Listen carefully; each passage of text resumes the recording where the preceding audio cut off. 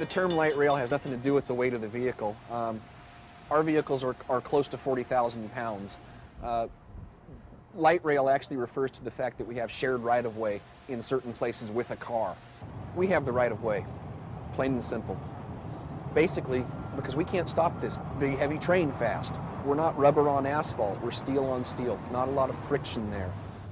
From my personal experience, the leading cause of an accident between a car and a light rail vehicle is people being unaware of where they are. They don't know that the train is there. They don't know the train is coming. I was operating inbound from our Archives Plaza station at about 20 miles an hour, and approaching an intersection where the traffic crosses our rails at a right angle, and a lady failed to stop for a red light. She saw the red light just in time to come to a screeching halt directly on my tracks right in front of me. I knew there was no way I'm going to be able to avoid her. I went into full emergency brakes, and I braced myself for the impact. And the most shocking thing about that particular accident for me was there was no impact. My 4-car train just tossed this woman's car aside like it was a feather pillow. But that was just sheer terror. I took a week off from work just to recover from the emotional impact of it. It's still with me. I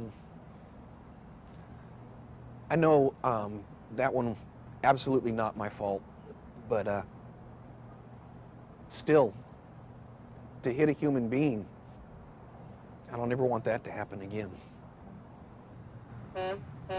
When you're driving alongside of a train in shared traffic, don't linger. Don't stay right next to the train. If you have the opportunity to pull forward in your traffic lane, as long as you're not going to cross in front of us, do so. Don't stay right next to us. We've got a close to a 400-foot-long train here, and we can't always see what's right next to us from our mirrors. So if you're going to pass us quickly. If not, then relax, slow down, get behind us. Don't turn left in front of me. My reaction time is pretty quick. Had a lot of practice. But the train is so heavy, it just takes a great distance to stop the train. From the moment I put the key in till I take the key out, my responsibility is driving that car, and I'm doing everything I can to drive that car as safely as I can. We never know all of the risk factors that are working against us, but we can know the good habits that we have working for us. So if we realize that we want to be able to protect ourselves, protect our family for the rest of our life as a driver, then we need some pretty good habits.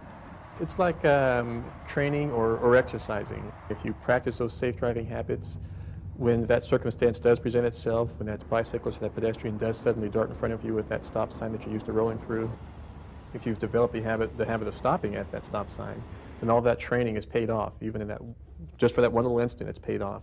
But you just have to commit and say to yourself, I'm going to make changes because I want to stay alive.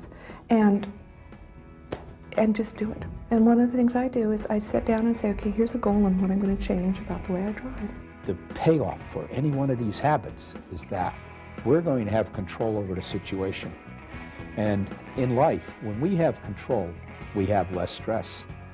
And we're not going to be victimized by our bad habits or by somebody else's bad habits. So it's going to make our day a lot better and the quality of our life a lot better by having these habits. But it has to be there every single time. Every single time.